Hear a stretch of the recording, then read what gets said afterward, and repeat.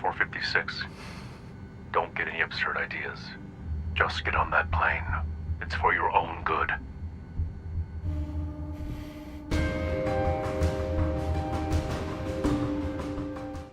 Welcome back, everyone. This will be my full Netflix Squid Game video for the ending, all the Easter eggs. There's so many WTF moments and references that we have to talk about. It is probably one of the best, most messed up things that you will watch all year long.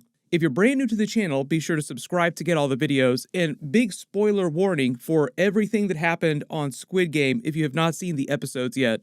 There's so many messed up things that we have to talk about, so many clues that foreshadowed all the big twists. They actually did a really good job of setting up and foreshadowing everything that was revealed in the last couple of episodes. But we'll just start with the ending. So there are two concurrent storylines during the series. The main character who's playing inside the games themselves, and then the police officer who's infiltrated the island trying to find his long-lost older brother. The sixth and final game that they're forced to play is the Squid Game itself, paying off that opening scene from the very first episode. Like literally the first couple of minutes of the series is them as children. If it wasn't clear, these are the main characters playing the Squid Game as little kids. The opening scene was meant to be a metaphor for the entire series and foreshadow everything that was going to happen, and foreshadow the big twist with the old man and the real reason why he created the games in the first place with the other rich businessmen. To give everyone a chance to feel alive, to enjoy themselves, but just doing it in the most extreme WTF way possible. Have a chance to feel powerful, and like they actually had a chance at winning.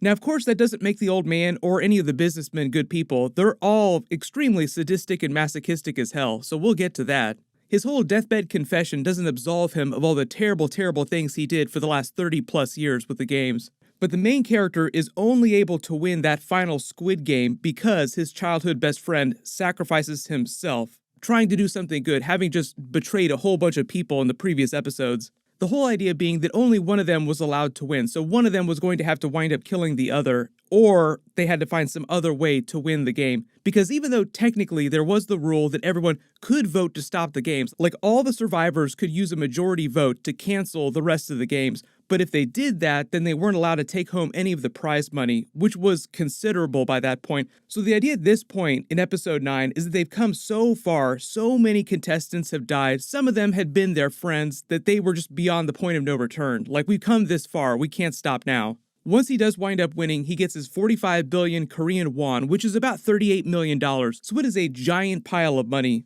And just like the police officer in the other storyline, he eventually learns the real truth of the games, who was behind them, why the games existed in the first place, and what it all means. The police officer had come to the island after finding a Squid Game business card amongst his brother's belongings, trying to find him, just believing that he had disappeared and fallen off the face of the earth. So when he found his brother's Squid Game business card, he believed that he had somehow gotten caught up in these games without really knowing what was going on with the games at the time. What he does wind up finding is that his older brother was the winner of the 2015 games, so he would have survived, and then later we learn that the mysterious frontman who's been administering the games this whole time, whose face we don't see until that final episode, is the man's older brother that he's been searching for this whole time. It's meant to be this huge WTF shocking reveal that goes hand in hand with the reveal of the old man's true identity, which the main character also learns at the end of the finale. It was the old man this whole time. Some of you may have actually guessed early and been following the clues, which I will point out in a second. What he explains is that he and his friends created the Squid Game Corporation that funds the games, like they created the games themselves with this umbrella corporation, because they had grown bored spending all their money, their vast wealth, on all the regular vices. Drugs, fancy cars, hookers just weren't doing it for him, so they created games based on the games that they played as children, trying to go back to basics, literally, but turning them into a battle royale Running Man situation, game of death, whereby you had the chance of winning millions and millions of dollars, but if you lost a game or if you broke the rules, you were killed. But the old man reveals that he had entered the games himself because he was getting ready to die, which he does in the finale, but he had wanted to have one last chance at enjoying himself, one last big thrill before he goes out, which he did successfully several times. Like I said, there were several clues and Easter eggs that foreshadowed the big reveal of his identity, but the actual episode itself ends on a cliffhanger, despite the fact that the creator said that he didn't initially plan for a season 2, and Netflix, as of right now, hasn't ordered it yet. Even though they claim that within the first week or so of it airing, about 100 million people have actually watched the series. It's Netflix's most popular series of all time. But the big cliffhanger ends with the main character giving half of his winnings, half of the $38 million, to the mother of his best friend who sacrificed himself, and it's meant to be a big callback to the scene in episode 1 where he claimed that his friend owes him some of the money that he was making because he's this big successful businessman and he was responsible for getting him through school so that he could get his job, complaining that his friend should at least buy him a drink. So because his friend was responsible ultimately for the main character winning the last game, he felt like he owed his friend half of the money. And the small child that he takes under his wing and then sets up for this better future, giving him to the mother to take care of, was him keeping the promise that he made to his female main character best friend before she died. The kid was her little brother. She had been playing the games to earn money to bring the rest of her family across the border from North Korea. There were also a couple clues that gave that away before they reveal the true flashbacks. But the main character is getting ready to visit his daughter, who's finally moved to America, but as he heads to his plane, he sees the recruiter from episode 1 trying to convince another poor soul to enter a new round of the Squid Games and tries to stop him from entering. He takes the Squid Corp business card from him so that he can't enter the games, and as he boards his plane, he has a change of heart and decides to put the people behind the games corporation on notice, claiming that he's going to take them down. That's why he says, I can't forgive you for the things that you've done. And they just keep telling him, player 456, please just get on the plane. It's for your own good. And then it just slams to black. Boom, cliffhanger. So obviously the first big twist reveal, the identity of the old man. There were several Easter eggs that foreshadowed his identity along the way that some of you probably noticed. During the first episode, you notice that he's contestant number 1, but his name Oh-il Nam literally translates from Korean to first man, as in the original man, the man who created the games. You notice starting with the first red light, green light game, and then throughout the rest of the games, he's never once afraid while they're actually playing, seemingly not worried for a second or concerned that he might die, fail, or be killed. It's because he knows what all the games are because he's watched them for the last 30 plus years and he knows exactly how to win them. You also start to see that it looks like the front man is tracking him to help keep him alive when things get really, really crazy. As if the old man is still kind of calling the shots from inside the dormitory. Like during the riot, when he stands up on the bunk and starts yelling after a little while, after a bunch of people had already been killed, the front man takes that as a cue to have the workers stop the riot finally. During that first game, you also notice that the giant doll that scans everyone for movement doesn't properly scan him the way that it scans all the other people. During the honeycomb game, he also refuses to trade for the umbrella shape, knowing that it would be way more difficult to complete. The marbles game is administered in an exact recreation of the neighborhood that he lived in as a child, and to boot, when he's playing with the main character, he totally messes with him the entire time and then bows out, effectively forfeiting to him, allowing him to continue to the next game. You do hear gunshots around the corner, but you never actually see the workers killing him. Even before the marbles game, he had started to look for a way out of the games because he knew that if he paired up with someone, that only one of them would survive. That's why he goes and sits in the corner when everyone is picking partners.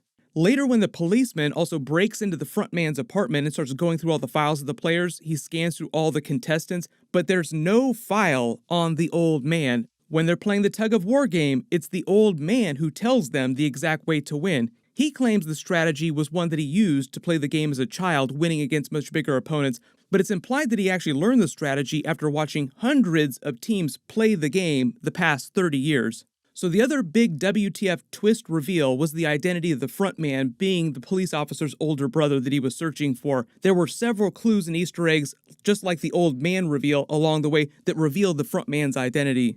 Early on, when the policeman breaks into his brother's apartment to search for clues, he finds several questionable books around his room, like Theory of Desire, a book on surrealist art, just clues that his brother had gone super dark, something weird was going on with him. Then he finds the Squid Game business card in a box wrapped with a bow that looks exactly like the coffins that the dead contestants were cremated in. In fact, the gift that the main character also gives his daughter in episode 1, a gun-shaped lighter, which itself is kind of a WTF thing to do, was also wrapped in a similar box that looked exactly like the coffins. Later, after the front man discovers the police officer's ID badge that he left behind inadvertently, he stares at it for way too long. And this is long before he's taken his mask off. Obviously, he recognizes his younger brother and orders his minions, then also the other workers, to capture him alive. Later during the marbles game, there's a huge Easter egg when the two female contestants are bonding with each other, just procrastinating so that they can enjoy some time together before one of them has to die, knowing that one of them will inevitably have to die. She references the 2015 Korean film Inside Men, quoting a line from the film, "Go to Mojito and have a glass of Maldives," literally saying, "Haven't you seen that movie, the one with Lee Byung-hun?" Like I said, that's literally the name of the actor playing the frontman. He's a pretty famous actor, so some of you might have recognized him as the original Storm Shadow from G.I. Joe, The Good, the Bad, and the Weird, I Saw the Devil. He's been in a bunch of stuff. One of the other biggest Easter eggs that a lot of you have probably noticed is that all 6 games that the contestants were forced to play were depicted in the tiles around the dormitory walls, meaning that they were shown everything that was going to happen to them from the moment that they entered the room in day 1. All they had to do was just pay attention to what was going on around them. The structure of the corporation that they use to run the games is heavily compartmentalized, so people only know what they need to know for whatever task it is that they're hired for. And you find that many of the workers are barely any better off than the contestants themselves, with many of them being killed for violating the rules of the games, just like the contestants. You also probably noticed the shapes on all the workers' masks, the triangles, circles, squares, all correspond to shapes taken from the shape of the Squid Game court. The actual Squid Game logo is also depicted as the hair clip on the giant doll in the first game. During that first recruitment slap game that everyone plays, all the contestants always choose the blue tile, even when they get to play another round. And here's another big one too. Most of the characters who wind up dying big WTF deaths foreshadow their own deaths in really karmic ways. Karma does play a big role in the series. Ali steals from his boss even though he was owed all that money, but then later winds up being betrayed by Sang-woo, who steals all of his marbles. Deok-soo jumps off a bridge to avoid being killed by gang members and then later himself dies after stepping off the glass bridge. Early on, the female main character threatens to slash a man's throat, then later dies after Sang-woo slashes her throat. Sang-woo, who had previously tried to kill himself, later saves his friend, the main character, by sacrificing himself.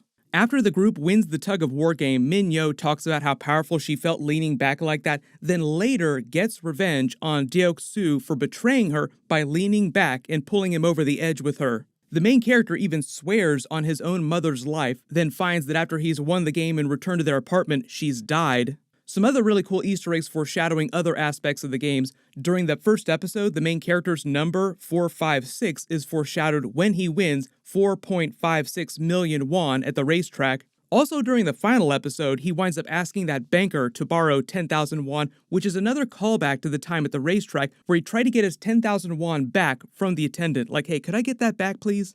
There's also a really obscure language reference that you probably wouldn't have gotten unless you speak Korean, but the female main character is from North Korea, like I said, but when she's in the games with the other contestants speaking to them, she uses a South Korean accent. When they show the flashbacks revealing her true identity with her younger brother, when she's speaking to him, she uses her true North Korean accent. When the police officer is rifling through all the files on the Squid Game Corporation, he finds that the games actually started in 1988 because that's when the first winner was crowned, and even though the old man dies in the finale, the other businessmen still continue the games as if nothing has changed, and the front man is still alive doing his job. In What About Squid Games Season 2, what would the story be? Obviously, there'd have to be multiple storylines, characters going through a new round of the games, like they teased, they're starting a new round of the games collecting people. While the main character comes back trying to use his money to infiltrate and gather enough evidence on the games to take down the organization more successfully than the police officer was able to do. It's not really an Easter egg, but really WTF moment that was also revealed by the creator. He said that making the series was so stressful that he lost 6 teeth. So it's almost like he himself was playing a Squid Game of sorts. But if you spotted any big Easter eggs or WTF moments that I didn't talk about during the video, just write them below in the comments. Everyone click here for that brand new Marvel Guardians of the Galaxy 3 Adam Warlock announcement, and click here for my brand new Eternals trailer video in Easter eggs. Thank you so much for watching, everyone stay safe, and just be sure to not enter any mysterious game of death if somebody gives you a business card.